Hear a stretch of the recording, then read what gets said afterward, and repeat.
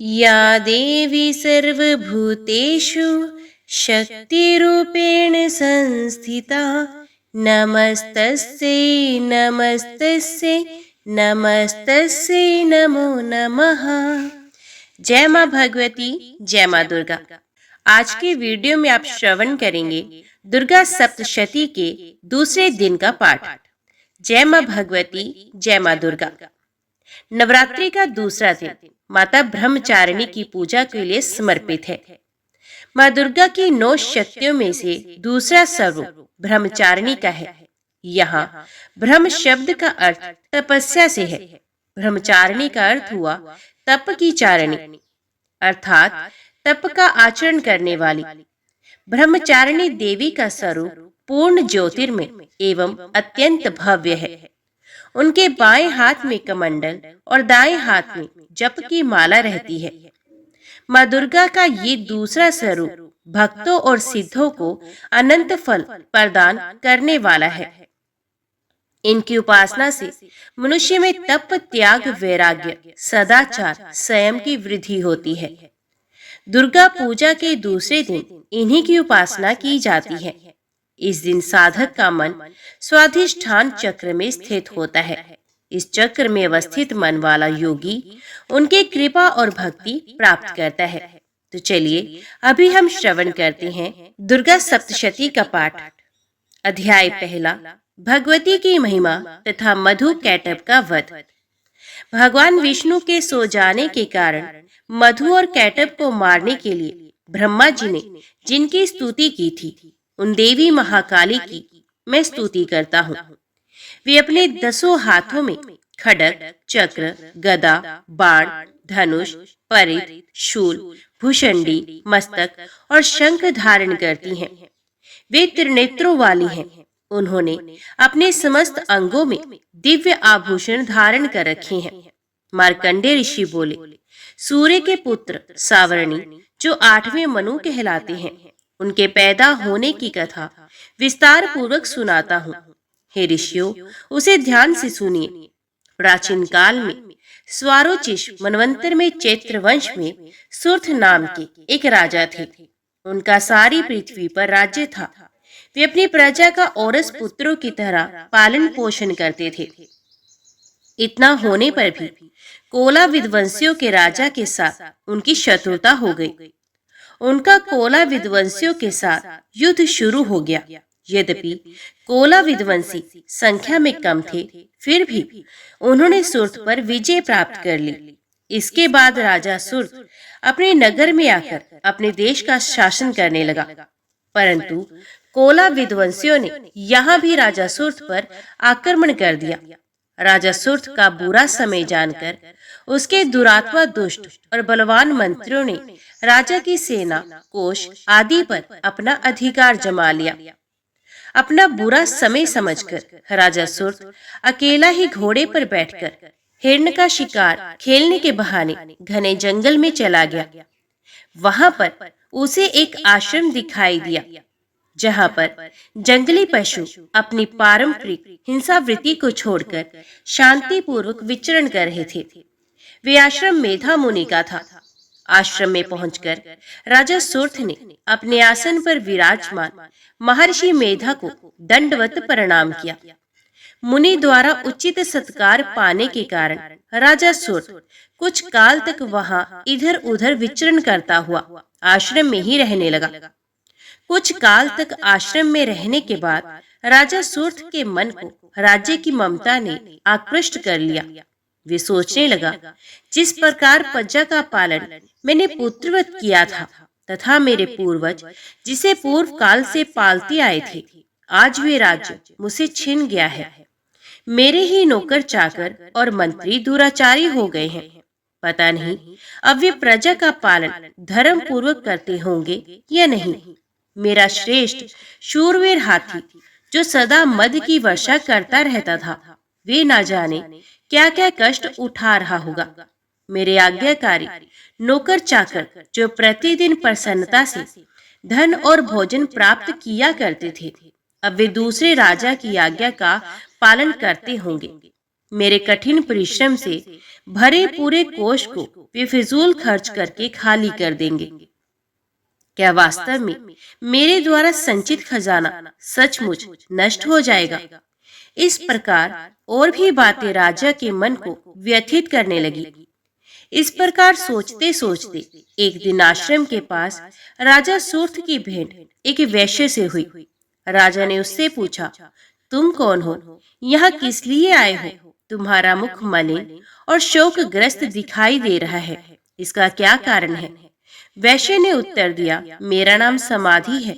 मेरा जन्म वैश्य जाति में हुआ है। धन के लोभ में पड़कर मेरे पुत्र व स्त्री ने मुझे घर से निकाल दिया है। अब मैं स्वजनों से रहित दुखी होकर इस घने जंगल में घूम रहा हूँ। मेरे पीछे मेरे स्वजनों का क्या हाल होगा, इसकी चिंता मुझे सता रही है। पता नहीं मेरे स्वजन किस अवस्था में रह रहे होंगे, वे पवित्र जीवन बिता रहे होंगे या दुराचारी बन गए होंगे। राजा बोला, तेरे पुत्र, स्त्री तथा बंधु बांधवों ने लोभवश तेरा सब कुछ छीन लिया है, फिर भी तेरा मन उनसे क्यों प्रेम करता है? वैश्य ने उत्तर दिया, आपका कहना ठीक है, किंतु क्या करूं? मेरा मन निष्ठुर नहीं हो पाता। उन्होंने धन के लोभ में पड़कर पिता का स्नेह, पति का प्रेम तथा आत्मीयजन के स्नेह को तिलांजलि देकर मुझे घर से निकाल दिया। हे राजन, मेरा पता नहीं मन फिर भी उन्हीं में क्यों आसक्त हो रहा है? उनके लिए अब भी मैं लंबी लंबी सांसें ले रहा हूँ। मेरा मन अत्यंत दुखी हो रहा है। मार्कंडेय ऋषि बोले, हे ब्राह्मण, इसके पश्चात राजा सूर्थ और वे वैश्य दोनों महर्षि मेधा के पास गए और दंडवत प्रणाम करके राजा सूर्थ महर्षि से बोले, भगवान, मैं आपसे एक बात पूछना चाहता हूँ, उसे बताइए। मेरा मन मेरे वश में नहीं। ये बात मेरे मन को आंदोलित कर रही है। मेरा राज्य मेरे हाथों से निकल गया है, फिर भी मेरी ममता राज्य के बारे में बनी हुई है। इधर इस वैश्य को भी पुत्र, स्त्री तथा संबंधियों ने अपमानित करके घर से निकाल दिया है। यद्यपि इसे इसके संबंधियों ने त्याग दिया है, फिर भी इसका मन उनमें ही रमा हुआ है। इस प्रकार हम दोनों अत्यंत दुखी हैं। हे ऋषिवर, उन लोगों के अवगुणों को देखकर भी हम दोनों के मन में उनके लिए ममता उमड़ रही है। हमें इसका ज्ञान होते हुए भी ऐसा क्यों है? अज्ञानी मनुष्यों की तरह हम दोनों में ये मूर्खता क्यों है? महर्षि मेधा बोले, विषय मार्ग का ज्ञान सब जीवों को है। इसी प्रकार विषय भी सबके लिए अलग है। कुछ प्राणी दिन में नहीं देखते तो कुछ प्राणी रात में नहीं देखते, कुछ प्राणी दिन और रात में बराबर देखते हैं। ये ठीक है कि मनुष्य सब प्राणियों में समझदार है, किंतु केवल वे ही ऐसे नहीं होते। पशु पक्षी भी ज्ञान रखते हैं। जैसा ज्ञान मनुष्यों में है, वैसा ही ज्ञान पशु पक्षियों में भी है। ज्ञान होने पर भी इन पक्षियों को देखो, ये अपने बच्चे की चोंच में दाना डाला करते हैं। भूख से पीड़ित होने पर भी ये पहले बच्चों को खिलाते हैं। हे भद्र पुरुषों, क्या उन पुरुषों को नहीं देखते जो प्रत्युपकार के लोभ के कारण पुत्रों की प्राप्ति की कामना करते हैं? लोभ के वशीभूत होकर उनका पालन पोषण करते हैं। पुत्र पौत्र उनका भरण पोषण भी ना भी करे, फिर भी माता पिता तो अपने बच्चों का पालन पोषण करते ही हैं। संसार में महामाया के प्रभाव से ममता रूपी भंवर से युक्त होकर मोह के भंवर में डाल दिए गए हैं। इसमें विस्मय करने की कोई बात नहीं, क्योंकि ये सब भगवान विष्णु की योग निद्रा है। महामाया ने सारे विश्व को मोहित कर रखा है। वही देवी योग माया ज्ञानियों के चित्त भी बलपूर्वक खींचकर मोह में डाल देती है। उसी महामाया के द्वारा ये चराचर संसार उत्पन्न होता है। देवी महामाया प्रसन्न होकर अपने भक्तों को वरदान देती हैं, जिससे मुक्ति प्राप्त होती है। वही मुक्ति की परम हेतु है। वही सनातनी ब्रह्म ज्ञान स्वरूप विद्या है। ये देवी ही सांसारिक बंधनों का कारण है तथा वही सर्वेश्वर की ईश्वरी है। राजा सूर्थ बोले, हे महात्मा, आप जिसको महामाया कहते हैं, वे कौन सी देवी हैं? हे ब्राह्मण श्रेष्ठ, ये देवी किस प्रकार उत्पन्न हुई? उनका कार्य क्या है? उनका स्वभाव स्वरूप आदि के विषय में जानना चाहता हूँ। ऋषि बोले, हे राजन, वे देवी तो नित्य स्वरूपा है, उसके द्वारा ये संसार रचा गया है। फिर भी उसकी उत्पत्ति अनेक प्रकार से होती है, वे सब मैं आपको बताता हूँ। वे देवताओं का कार्य सिद्ध करने के लिए प्रकट होती हैं। एक बार संसार को जल मगन करके जब विष्णु भगवान योग निद्रा का आश्रय लेकर शेष शैया पर सो रहे थे, तब मधु कैटभ नाम के 2 प्रसिद्ध राक्षस उनके कानों के मैल से प्रकट हुए और ब्रह्मा जी को मारने दौड़े। ब्रह्मा जी विष्णु जी की नाभि कमल में जा छिपे। ब्रह्मा जी ने भगवान विष्णु को सोया हुआ देखकर हृदय को एकाग्र करके इसी योग निद्रा की स्तुति की। ये स्तुति भगवान विष्णु को जगाने हेतु की गई थी। उस समय भगवान विष्णु के नेत्रों में योग निद्रा देवी ने निवास कर रखा था। योग निद्रा देवी भगवान विष्णु की अतुल तेज वाली अनुपम शक्ति है। ब्रह्मा जी बोले, हे महामाया, तुम ही स्वाहा हो, तुम ही स्वधा हो, तुम ही वष्टकार स्वर हो। हे देवी, तुम ही अमृत हो, नित्य ओंकार स्वरूप अक्षर ब्रह्म में अ, ओ, म इन 3 मात्राओं में तुम ही स्थित हो तथा इन 3 मात्राओं के अतिरिक्त नित्य आधी मात्रा व्यंजन जिसका उच्चारण विशेष रूप से नहीं हो सकता, वे भी तुम ही हो। हे देवी, तुम ही संध्या हो, तुम ही सावित्री हो, और हे देवी, तुम ही संसार की जननी अर्थात संसार की रचना करने वाली माता हो। संसार का पालन भी तुम ही करती हो, अंत में इसका संहार भी तुम ही करती हो। हे मातेश्वरी, सृष्टि को रचते समय तुम सृष्टि रूपा हो, पालते समय तुम स्थिति रूपा हो, कल्पांत में जब संसार का प्रलय करती हो तो सहिति रूपा भी तुम ही हो। तुम ही महाविद्या, महामाया, महामेधा, महास्मृति, महारात्रि हो। हे मातेश्वरी, तुम ही समस्त चराचर के तीनों गुण सत्व, रज और तम की उत्पत्ति करता प्रकृति स्वरूप हो। हे देवी, तुम ही कालरात्रि, महारात्रि तथा दारुण मोहरात्रि हो। श्री भी तुम हो, ईश्वरी भी तुम हो, लक्षण बुद्धि भी तुम ही हो। हे देवी, तुम ही लज्जा, पुष्टि, तुष्टि, शांति एवं क्षमा हो। खग धारिणी, त्रिशूल धारिणी, घोर रूपा, गदा तथा चक्र धारण करने वाली तुम ही हो। हे देवी, शंख, धनुष, बाण, भुषुंडी और परिध धारण करने वाली भी तुम ही हो। तुम ही सौम्य एवं सौम्यंतर हो, सभी सुंदर पदार्थों से भी तुच्छ अत्यंत सुंदरी हो। हे देवी, पर और अपर में श्रेष्ठ तुम ही हो और तुम ही परमेश्वरी हो। हे सभी स्वरूपों को धारण करने वाली, जहाँ कहीं सत्य और असत्य वस्तुएं हैं, उन सब में जो शक्ति है वे भी तुम ही हो। हे देवी, उन समस्त वस्तुओं की शक्ति तुम ही हो। मैं आपकी किस तरह से प्रार्थना करूं, जिस संसार की रचना, पालन और संहार करता है। ऐसी अवस्था में तुम्हारी स्तुति कौन कर सकता है। इस जगत की सृष्टि, पालन और संहार करने वाले विष्णु भगवान को जब तुमने निद्रा के वशीभूत कर दिया है, तो फिर तुम्हारी स्तुति कौन कर सकता है। हे देवी, मुझे भगवान विष्णु को एवं भगवान महादेव को भी तुमने शरीर प्रदान किया है। इसी कारण आपकी स्तुति करने की शक्ति किसमें हो सकती है। हे देवी, तुम अपने उदार प्रभावों के द्वारा ही स्वयं प्रशंसित हो। हे देवी, ये मधु और कैटभ दोनों दुर्दर्श राक्षस हैं। इन्हें मोहित करके तथा संसार के पालक भगवान विष्णु को शीघ्र ही जगा दो। इसके साथ साथ विष्णु जी के हृदय में इन दोनों को मार डालने की बुद्धि पैदा करो। ऋषि बोले, इस तरह जब ब्रह्मा जी ने मधु और कैटभ असुरों के संहार के लिए तथा भगवान विष्णु को जगाने के लिए देवी से प्रार्थना की, तो उसी समय भगवान विष्णु के नयन, मुख, नाक, भुजा, हृदय और वक्ष स्थल से निकलकर अव्यक्त जन्मा श्री ब्रह्मा जी के आगे योग माया उपस्थित हो गई तथा भगवान विष्णु भी उस योग निद्रा से जाग गए। भगवान विष्णु ने उन दोनों राक्षसों को देखा जो क्रोध से लाल आंखें किए ब्रह्मा जी को खा जाने का प्रयत्न कर रहे थे। उसी समय भगवान विष्णु ने शेष शैया से उठकर उन दोनों राक्षसों से युद्ध किया, उन्होंने उन दोनों राक्षसों से 5000 वर्ष तक केवल बाहु युद्ध किया। वे दोनों राक्षस मधु और कैटब अत्यंत बल के कारण उन्मत्त हो रहे थे। इधर महामाया ने भी उन्हें मोह में डाल रखा था। वे दोनों राक्षस श्री हरि से कहने लगे, हम तुम्हारी वीरता से संतुष्ट हैं, तुम हमसे कोई भी वर मांग लो।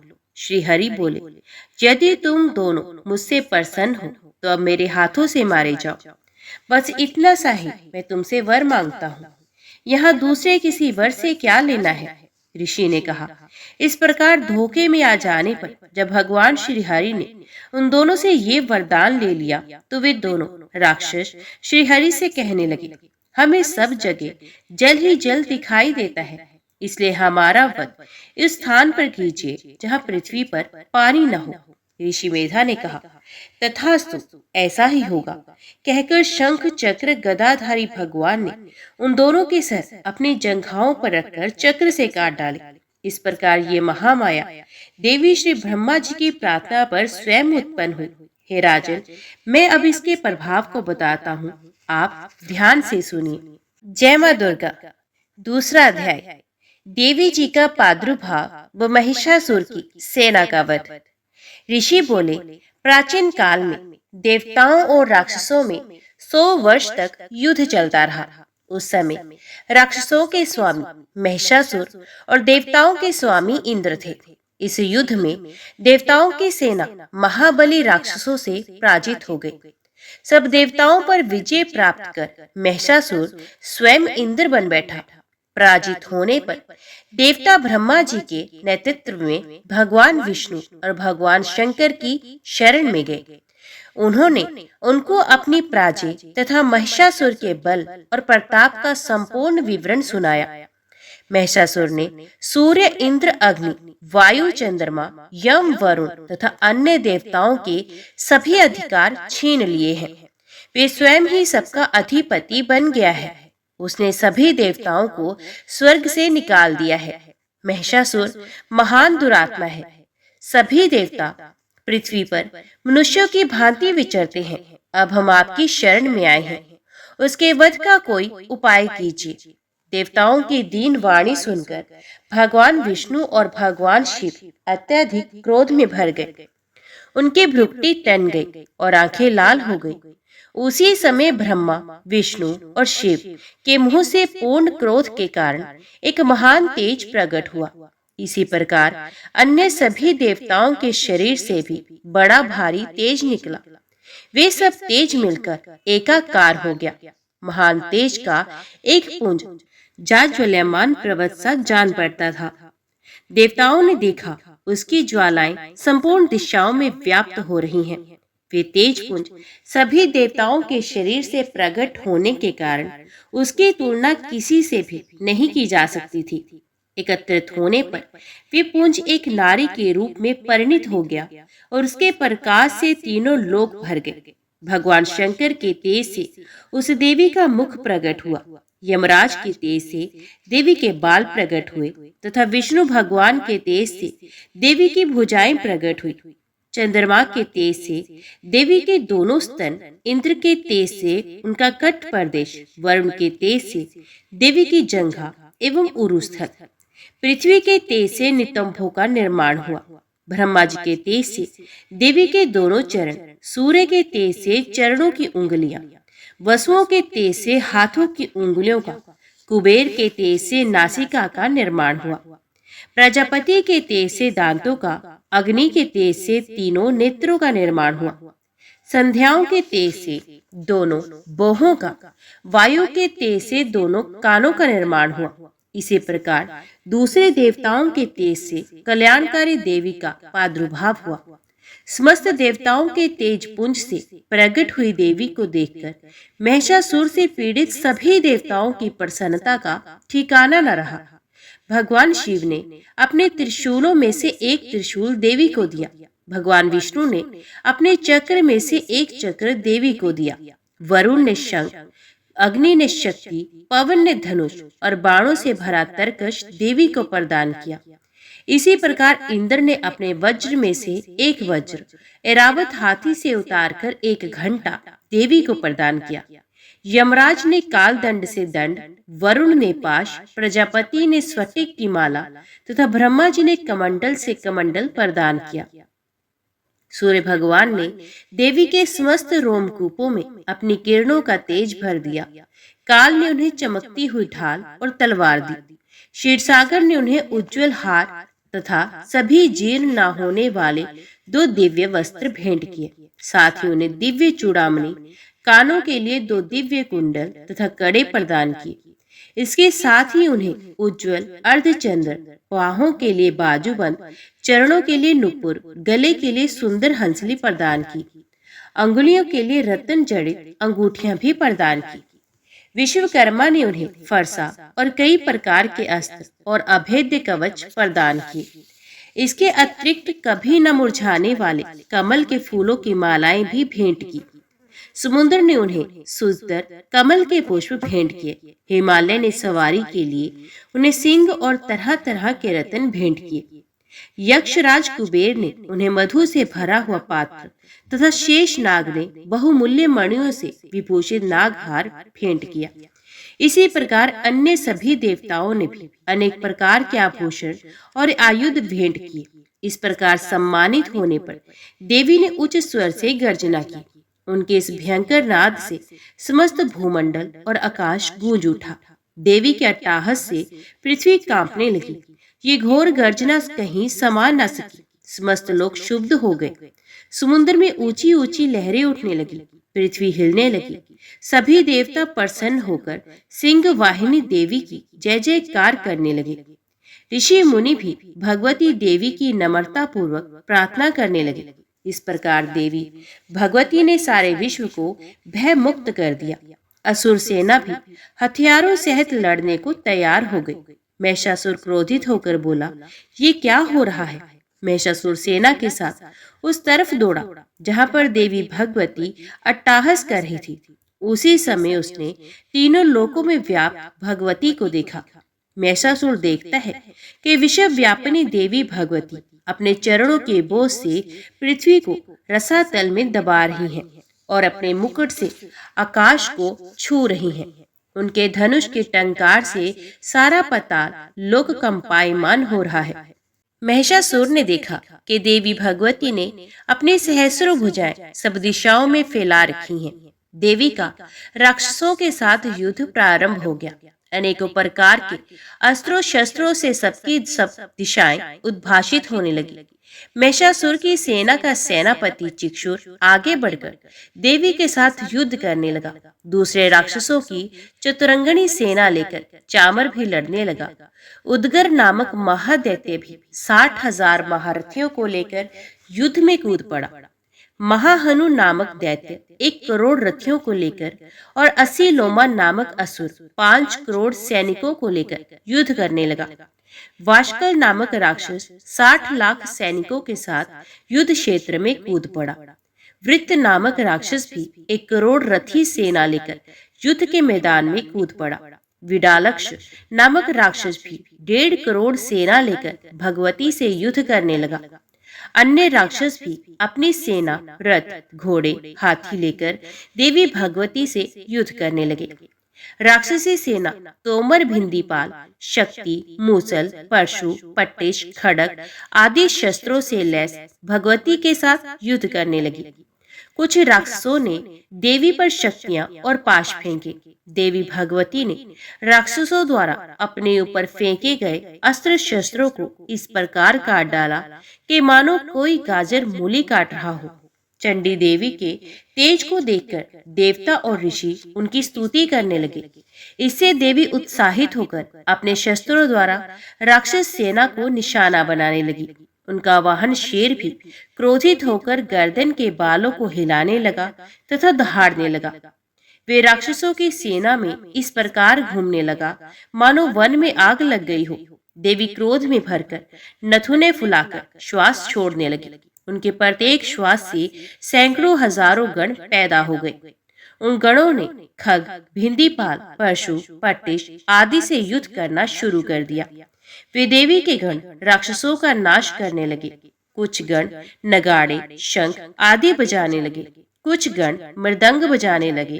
तब देवी भगवती ने त्रिशूल, गदा तथा शक्तियों से आक्रमण कर दिया। रणचंडिका देवी ने तलवारों से सैकड़ों असुरों को मौत के घाट उतार दिया। कुछ राक्षस देवी के घंटे की आवाज से मोहित हो गए। बहुत से राक्षसों को देवी ने अपने पाश में बांधकर पृथ्वी पर घसीटकर मार डाला। देवी भगवती ने बहुत से राक्षसों को अपनी गदा और मूसल की मार से घायल कर दिया। कितने ही राक्षसों के हृदय शूल से फट गए। कितने ही राक्षसों को बाण की वर्षा कर देवी ने मौत के घाट उतार दिया। कितने ही राक्षसों की भुजाएं कट गई। अनेकों राक्षसों की गर्दनें शरीर से अलग हो गई। देवी ने कुछ राक्षसों के शरीर के 2 टुकड़े कर दिए। कुछ राक्षस जंघा कट जाने से धराशायी हो गए। कुछ दैत्यों की एक भुजा, एक आंख और एक टांग काटकर देवी ने उन्हें 2 हिस्सों में बांट दिया। अनेकों राक्षसों के मस्तक कटकर पृथ्वी पर गिरने लगे। राक्षसों के सर्वहीन धड़ हाथों में तलवार, शक्तियां और इष्ट आदि अस्त्र शस्त्र लेकर घूम रहे थे। कुछ असुर देवी को ठहर जा कहकर पुकार रहे थे। युद्ध का मैदान रथी, हाथी, घोड़े एवं राक्षसों की लाशों से पटा पड़ा था। वहां पर आना जाना कठिन था। युद्ध के मैदान में इतना रक्त बह रहा था कि मानो रक्त की नदी बह रही हो। देवी चंडी ने असुर सेना का इस प्रकार संहार कर दिया मानो तिनके और लकड़ी के ढेर में आग लग गई हो। चंडी के गणों ने उन राक्षसों के साथ ऐसा युद्ध किया कि देवता प्रसन्न होकर आकाश से फूलों की वर्षा करने लगे। देवी का वाहन सिंह भी भयंकर आवाज करता हुआ तथा अपने बालों को हिलाता हुआ घूम रहा था। जय मां दुर्गा। अभी श्रवण कीजिए देवी कवच। मार्कंडेय जी ने कहा, हे पितामह, जो साधन संसार में अत्यंत गोपनीय है, जिनसे मनुष्य मात्र की रक्षा होती है तथा आपने अब तक जिसे किसी से भी प्रकट नहीं किया है, वे साधन मुझे बताइए। ब्रह्मा जी ने कहा, हे ब्राह्मण, संपूर्ण प्राणियों का कल्याण करने वाला देवी का कवच अत्यंत गोपनीय है। हे महामुने, उसे सुनिए। हे मुने, दुर्गा की 9 शक्तियों में पहली शक्ति का नाम शैलपुत्री है। दूसरी शक्ति का नाम ब्रह्मचारिणी है। तीसरी शक्ति का नाम चंद्रघंटा है। चौथी और 5वीं शक्ति का नाम कुष्मांडा और सकंद माता है। छठी शक्ति का नाम कात्यायनी है। 7वीं, 8वीं और 9वीं शक्ति का नाम कालरात्रि, महागौरी और सिद्धिदात्री है। जो मनुष्य अग्नि में जल रहा हो, युद्ध क्षेत्र में शत्रु से घिर गया हो तथा अत्यंत कठिन विपत्ति में फंस गया हो, यदि वे भगवती दुर्गा की शरण का सहारा ले ले तो उसका कभी युद्ध या संकट में कोई कुछ नहीं बिगाड़ सकता। कोई विपत्ति उसे घेर नहीं सकती और ना उसे कोई शोक, दुख या भ्रम भी प्राप्ति हो सकती है। जो प्राणी भक्ति पूर्वक भगवती का स्मरण करते हैं, उनका अभ्युदय होता रहता है। हे भगवती, जो लोग तुम्हारा स्मरण करते हैं, निश्चय ही तुम उनकी रक्षा करती हो। प्रथम चामुंडा देवी प्रेत के वाहन पर आरूढ़ रहती हैं। वाराही महिषी के आसन पर रहती हैं। इंद्री का वाहन ऐरावत हाथी है। वैष्णवी का वाहन गरुड़ है। माहेश्वरी बैल के वाहन पर तथा कुमारी मोर के वाहन पर विराजमान है। श्री विष्णु पत्नी भगवती के हाथों में कमल है तथा वे कमल के आसन पर निवास करती हैं। श्वेत वर्ण वाली ईश्वरी वृषभ पर सवार है। सरस्वती संपूर्ण आभूषणों से युक्त हैं तथा वे हंस पर विराजमान हैं। अनेक आभूषणों तथा रत्नों से देदीप्यमान सभी देवियां सभी योग शक्तियों से युक्त होती हैं। इनके अलावा और भी देवियां हैं जो दैत्यों के नाश के लिए तथा भक्तों की रक्षा के लिए क्रोध युक्त होकर रथ में सवार है तथा इनके हाथ में शंख, चक्र, गदा, शक्ति, हल, मूसल है। खेटक, तोमर, फरशु, पाश, भाला, त्रिशूल तथा उत्तम शरंगी धनुष आदि अस्त्र शस्त्र विराजमान है, जिनसे देवताओं की रक्षा होती है तथा देवी जिन्हें दैत्यों की देहनाश तथा भक्तों के मन में भय नाश के लिए धारण करती हैं। महाभय का विनाश करने वाली महानबल, महाघोर कर्म तथा महान उत्साह से सुसंपन्न हे महारुद्रे, तुम्हें नमस्कार है। हे शत्रुओं का भय बढ़ाने वाली देवी, तुम मेरी रक्षा करो। दुर्दश तेज के कारण मैं तुम्हारी ओर देख भी नहीं सकता। इंद्रिय शक्ति पूर्व दिशा में मेरी रक्षा करें तथा अग्नि देवता की आग्नेय शक्ति अग्निकोण में हमारी रक्षा करें। वाराही शक्ति दक्षिण दिशा में, खड्गधारिणी नेतृत्व कोण में, वारुणी शक्ति पश्चिम दिशा में तथा मृग के ऊपर सवार रहने वाली शक्ति वाव्य कोण में हमारी रक्षा करें। कुमारी उत्तर दिशा में, ईश्वरी शक्ति ईशान कोण में, ब्राह्मणी शक्ति ऊपर तथा वैष्णवी शक्ति नीचे हमारी रक्षा करे। चामुंडा देवी दसों दिशाओं में हमारी रक्षा करे। आगे जया पीछे विजया हमारी रक्षा करे। बाएं भाग में अजिता दाएं भाग में अपराजिता रक्षा करे। शिखा में उदोतिनी तथा मस्तक की उमा हमारी रक्षा करे। ललाट में मालाधारी, दोनों भ्रुवों में यशीवनी, भ्रुवों के मध्य में त्रिनेत्रा तथा नासिका में यमघंटा हमारी रक्षा करे। दोनों नेत्रों के बीच में शंखिनी, दोनों कानों के मध्य में द्वारवासिनी, कपोलों की कालिका, कर्ण के मूल भाग में शांकरी हमारी रक्षा करे। नासिका के बीच का भाग सुगंधा, ओष्ठ में चर्चिका, अधर में अमृत कला तथा जीभ में सरस्वती हमारी रक्षा करे। कुमारी दांतों की, चंडिका कंठ प्रदेश की, चित्र घंटा गले की तथा महामाया तालु की रक्षा करे। कामाक्षी ठोड़ी की, सर्वमंगला वाणी की, भद्रकाली ग्रीवा की तथा धनुष को धारण करने वाली कमर की रक्षा करे। कंठ से बाहर नीलग्रीवा, कंठ की नली में नलकुवरी, दोनों कंधों की हडग्नि तथा वज्र को धारण करने वाली दोनों बाहु की रक्षा करे। दोनों हाथों में दंड को धारण करने वाली अंबिका अंगुलियों की रक्षा करे। शूलेश्वरी नखों की तथा कुलेश्वरी कुक्षी प्रदेश की रक्षा करे। महादेवी दोनों स्तनों की, शोक को दूर करने वाली मन की रक्षा करे। ललिता देवी हृदय में तथा शूल धारिणी उदर की रक्षा करे। नाभि की कामिनी तथा गुह भाग की गुहेश्वरी रक्षा करे। कामिका तथा पूतना लिंग की तथा महेशवाहिनी गुदा की रक्षा करे। भगवती कट प्रदेश तथा विंध्यवासिनी घुटनों की रक्षा करे। महाबला देवी दोनों पिंडलियों की रक्षा करे। नारसिंगी दोनों पैर के घुटियों की, तेजसी देवी दोनों पैर के पिछले भाग की, श्रीदेवी पैर की अंगुलियों की तथा तलवासिनी पैर के तलवों की रक्षा करे। दंष्ट्राक्राली नखों की, ऊर्ध्व केशनी देवी केशों की, कावेरी रोम छिद्रों की, वागेश्वरी त्वचा की रक्षा करे। पार्वती देवी रक्त मज्जा, वसा मांस हड्डी और मैदे की रक्षा करे। कालरात्रि आंतों की तथा मुक्तेश्वरी पित्त की रक्षा करे। ब्राह्मणी शुक्र की, क्षत्रेश्वरी छाया की, धर्मधारिणी देवी अहंकार मन तथा बुद्धि की रक्षा करे। अभेद्य जोड़ों की रक्षा करे। वज्रहस्ता देवी प्राण, अपान, व्ययान, उदान तथा समान वायु की, कल्याण शोभना हमारे प्राणों की रक्षा करे। नारायणी देवी रस रूप गंध शब्द तथा स्पर्श सत्व रज एवं तमो गुणों की रक्षा करे। वाराही आयु की, वैष्णवी धर्म की, चक्रिणी यश और कीर्ति की, लक्ष्मी धन और विद्या की रक्षा करे। हे इंद्राणी तुम मेरे कुल की, हे चंडिके तुम हमारे पशुओं की रक्षा करो। महालक्ष्मी पुत्रों की तथा भैरवी पत्नी की रक्षा करे। सुपथा हमारे पथ की, क्षेमकरी मार्ग की रक्षा करे। राजद्वार पर महालक्ष्मी तथा सब और व्याप्त रहने वाली विजया भय से हमारी रक्षा करे। हे देवी इस कवच में जो स्थान छूट गया हो उसकी रक्षा आप स्वयं करें। यदि मनुष्य अपना कल्याण चाहे तो वे बिना कवच के पाठ के एक पग भी नहीं चल सकता। कवच का पाठ करने वाला व्यक्ति अतुल ऐश्वर्य प्राप्त करता है, उसे युद्ध में कोई नहीं हरा सकता। तीनों लोकों में उसकी पूजा होती है। ये देवी का कवच देवताओं के लिए भी दुर्लभ है। कवच का पाठ करने वाला व्यक्ति की असमय मृत्यु नहीं होती, वे 100 वर्ष से अधिक समय तक जीवित रहता है। इस कवच का पाठ करने से सर में सीकरी, चेचक आदि रोग नष्ट हो जाते हैं। स्थावर विष, जंगम विष, कृत्रिम विष आदि नष्ट हो जाते हैं। मारण, मोहन तथा उच्चाटन आदि किए गए अभिचार यंत्र मंत्र, पृथ्वी तथा आकाश में विचरण करने वाले ग्राम देवता, जल में पैदा होने वाले शत्रु देवता आदि कवच के पाठ करने वाले मनुष्य को देखते ही नष्ट हो जाते हैं।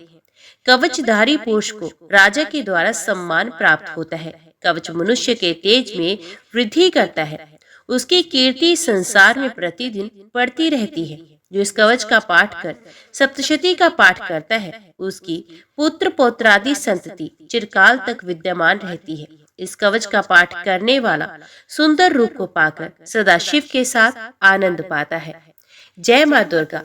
अभी हम श्रवण करते हैं श्री दुर्गा चालीसा। नमो नमो दुर्गे सुखकर्णी, नमो नमो अम्बे दुखहरणी। निरंकार है ज्योति तुम्हारी, तीहू लोक फैली उजियारी। शशि ललाट मुख महाविशाला, नेत्र लाल भृकुटी विकराला। रूप मातु को अधिक सुहावे, दर्श करत जन अति सुख पावे। तुम संसार शक्ति लेकीना, पालन हेतु अन्न धन दीना। अन्नपूर्णा हुई जगपाला, तुम्ही आदि सुंदरी बाला। परले काल सब नाशन हारी, तुम गौरी शिव शंकर प्यारे। शिव योगी तुम्हारे गुण गावे, ब्रह्मा विष्णु तुम्हें नित्य ध्यावे। रूप सरस्वती को तुम धारा, दे सुबुद्धि ऋषि मुनि उबारा। धरा रूप नरसिंह को अम्बा, प्रगट भई फाड़ कर खम्बा। रक्षा कर प्रहलाद बचायो, हिरणाकुश को स्वर्ग पठायो। लक्ष्मी रूप धरो जग माही, श्री नारायण अंग समाही। क्षीर सिंधु में कर्त विलासा, दया सिंधु दीजे मनासा। हिंगलाज में तुम्ही भवानी, महिमा अमत न जात बखानी। मातंगी धुमावती माता, भुवनेश्वरी बगला सुखदाता। श्री भैरव तारा जगतारिणी, छिल भाल भव दुख निवारिणी।